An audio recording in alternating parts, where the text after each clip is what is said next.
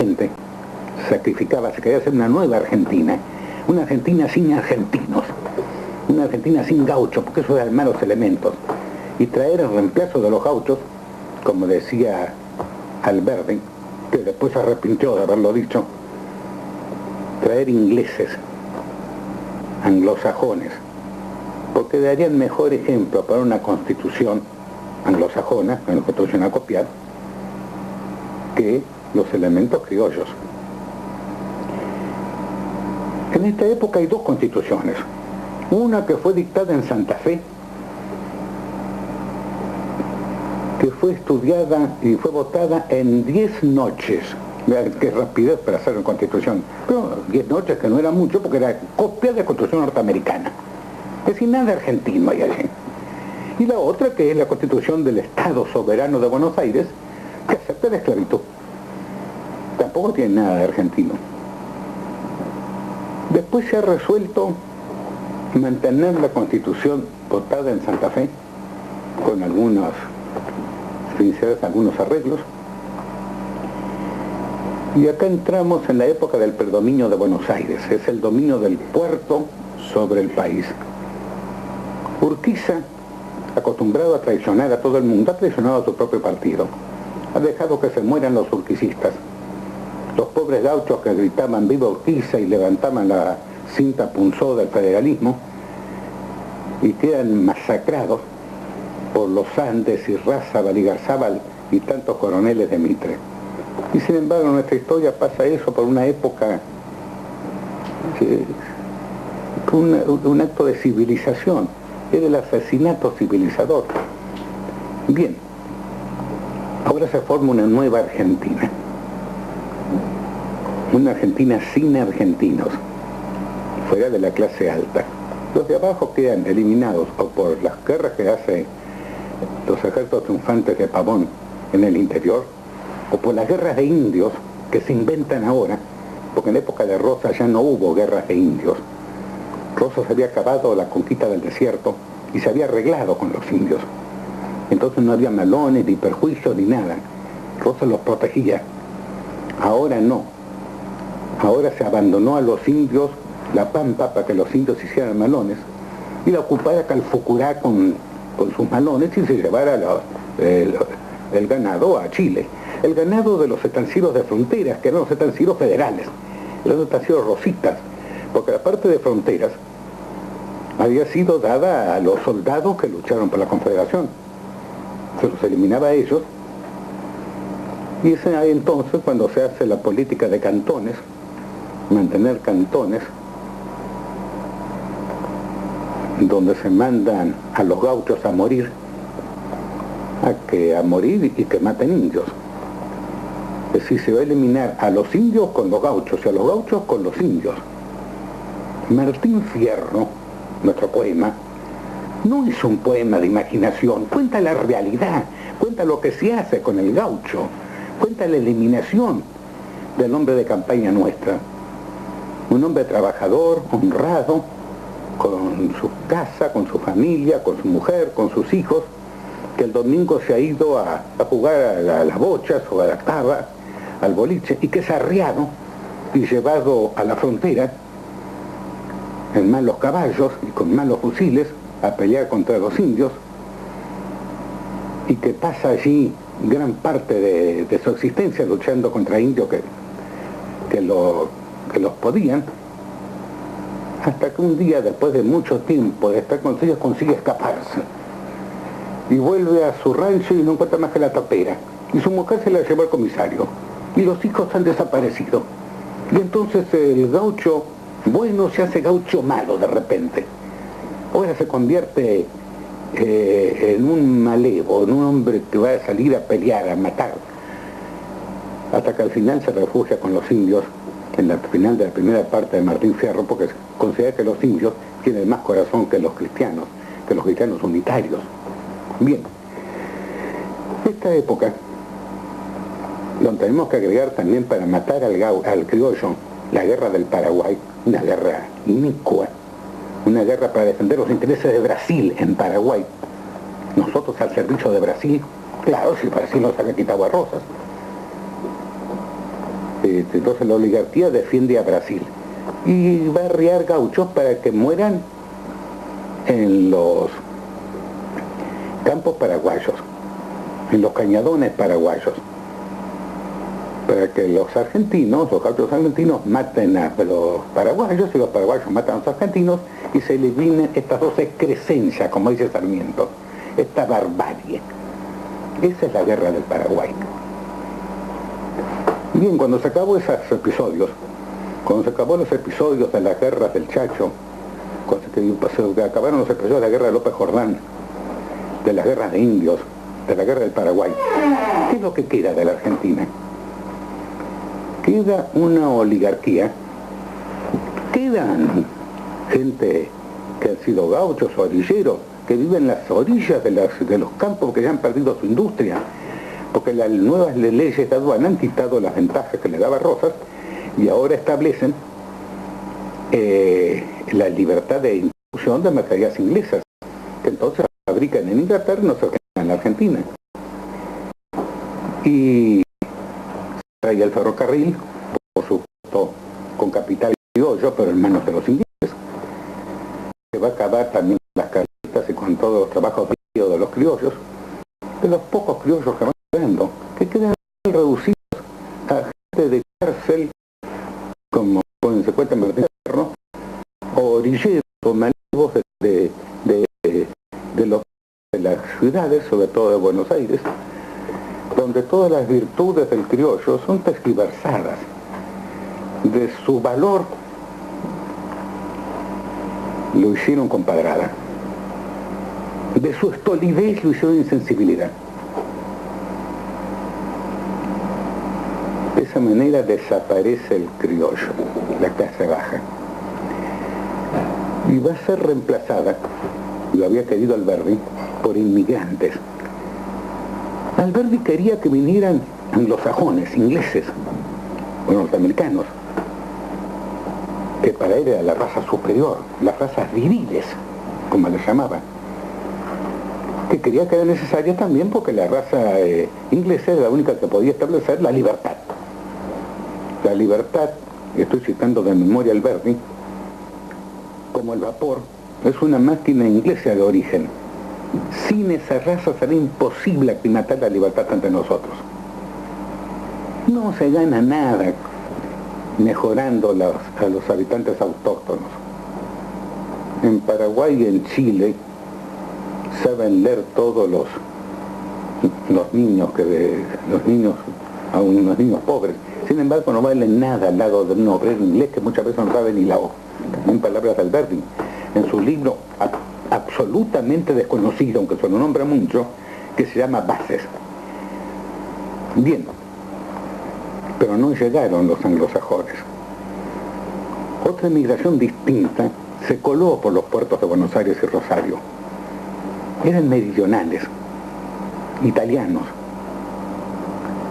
trabajadores serios, que venían amparados en inmigración a trabajar con indignación de Alberdi, porque decía que eso no era el gobernar es poblar que le había prestigiado, eso era corromper un país, porque no eran sajones, eran latinos. Pero estos latinos, estos italianos, estos napolitanos, también habían otros cupos de inmigración, algunos españoles, algunos franceses, algunos portugueses, pero principalmente eran italianos del sur, napolitanos. Estos italianos, estos inmigrantes, tenían una ventaja para la oligarquía, que no tenían arraigo a la patria, ellos que no sentían la Argentina. Ellos venían acá a trabajar en silencio, de agradecimiento, a hacerse una situación para ellos, para sus familias, y si es posible volverse a Europa. Y si no, seguir trabajando acá. Tenían una ventaja también para la oligarquía, y era que no se entusiasmaban con caudillos. Ningún caudillo les iba a despertar el espíritu nacional, porque no tenían espíritu nacional. Pero con todo, esos inmigrantes cumplieron con resignación, con paciencia y con laboriosidad su misión de clase proletaria en una Argentina que no quería tener gauchos como proletarios, que no quería tener argentinos como proletarios. Y así se forma la Argentina, que se va a prolongar durante muchos años y cuyo espécimen, su año que podemos llamar cúspide, es en el año 1880, donde encontramos una clase dominante, aparentemente la dueña del país, pero no es la dueña del país, son gerentes o abogados o empleados de las grandes empresas británicas, que son los dueños de todo, de los ferrocarriles, de los tranvías cuando se establecen, de las fábricas de oxígeno, de las fábricas de electricidad cuando también se establecen. Pero esa clase de criollos, de la oligarquía, que están al servicio del capital extranjero, viven cómodamente, no le dan trabajo los de abajo, porque no existen ya levantamientos de criollos, no hay un Rosa que implame a los gauchos, no hay un Facundo Quiroga que salga gritando religión o muerte. Esa es la pobre Argentina de 1880. Una clase, una Argentina mucho más colonia, pero muchísimo más colonia que la Argentina de antes de la independencia, con dueños de ultramar más poderosos, como eran los ingleses al lado de los españoles, con clase colonial mucho más fuerte, como era la oligarquía argentina, comparándola con la oligarquía española que existía en los cabildos, con proletarios que eran peor que los indios, que también diré peor que los indios porque ni siquiera hablaban español, más bozales, diremos la palabra, que los indios, porque no hablaban español. Hablo de los primeros que llegaron.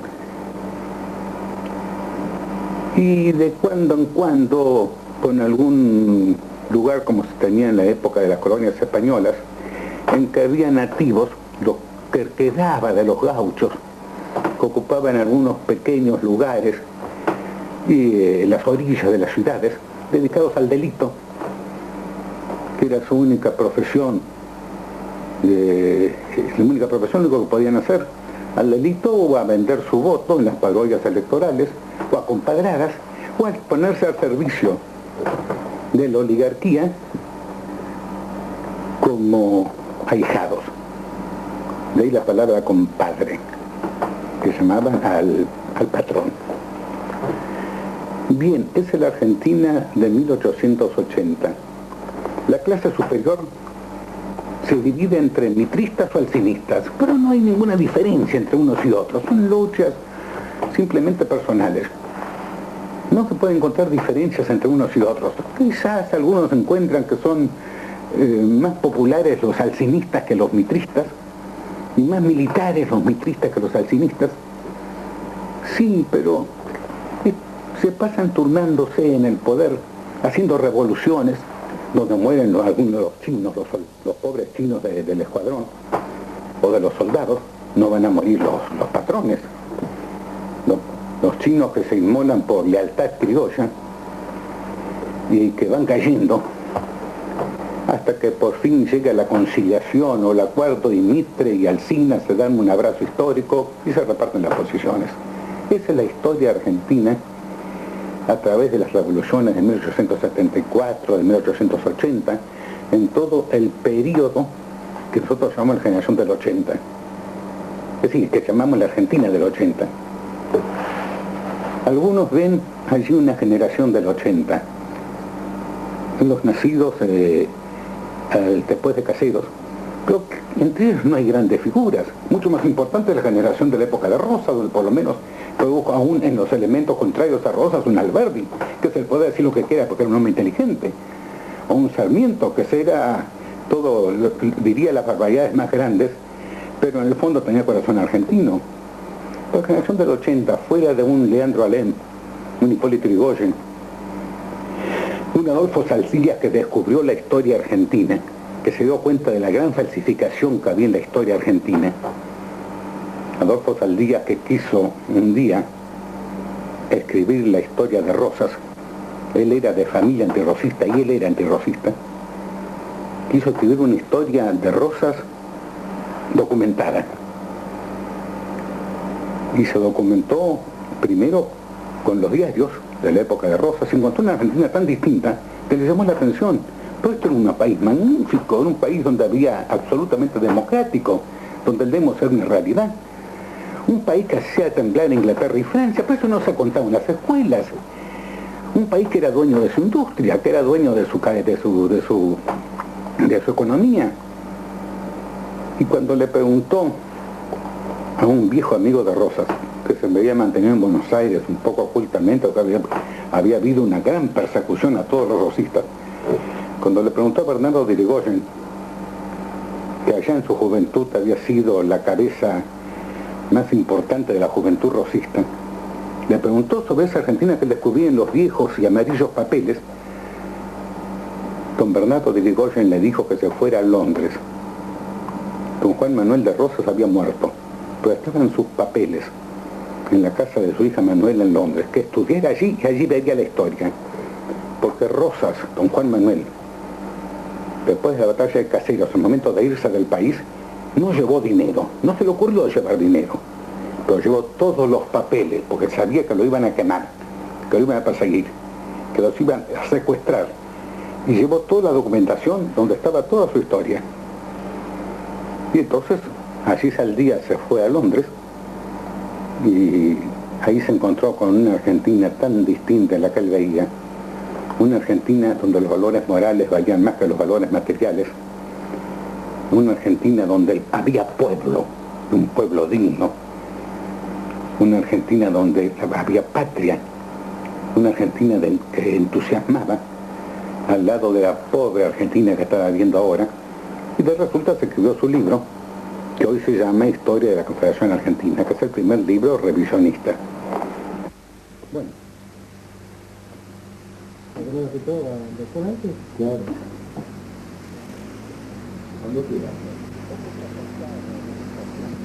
Bien, vamos a tocar en esta clase la Argentina de los años 1900. Sobre todo el episodio más importante de esta época, que es la repercusión de la Segunda Guerra Mundial en la Argentina. Pero antes quiero hablarles algo del estado intelectual y social de la Argentina. Empiezo por lo social. Es la época en que domina la oligarquía, la época en que ha sido llamada en nuestra historia de la década infame, época de los grandes negocios. Hay una oligarquía que está gobernando apoyada en las Fuerzas Armadas, que evitan que evitan una irrupción del pueblo. Pero ha aparecido en esta época, en los jóvenes estudiantes, en los estudiantes universitarios, en los jóvenes intelectuales, hay un despertar del patriotismo. En parte debido a la repercusión que tiene el libro que le mencioné en la clase pasada, de Adolfo Saldías, sobre la época de Rosas. Y lo cual ha producido otros libros también tratándose sobre Rosas y tratando sobre la época. Y el conocimiento, el deseo de conocer la historia argentina. ¿Por qué la historia argentina ha sido falsificada? Y allí viene todo un movimiento importantísimo en la cultura argentina. Se lo llama generalmente el revisionismo histórico. Es cuando los jóvenes, en parte por los libros de historia revisionista que están leyendo, y en parte cuando se descubren los negociados de la carne, los negociados de la carne que llegan al pacto Roca-Runciman, los negociados de las compañías eléctricas, donde se compran radicales y conservadores las empresas eléctricas para obtener una prórroga de los contratos de concesión hasta más allá del siglo XXI. En parte a eso, sobre todo a la época del negocio de las carnes, donde Inglaterra nos dicta las condiciones para vendernos la carne, que nos damos cuenta, yo hablo entonces entre los jóvenes, yo era un muchacho, de que no somos dueños de nuestro país. Se nos había dicho que la Argentina era nuestra, se nos había hablado de una constitución que era perfecta, se nos había hablado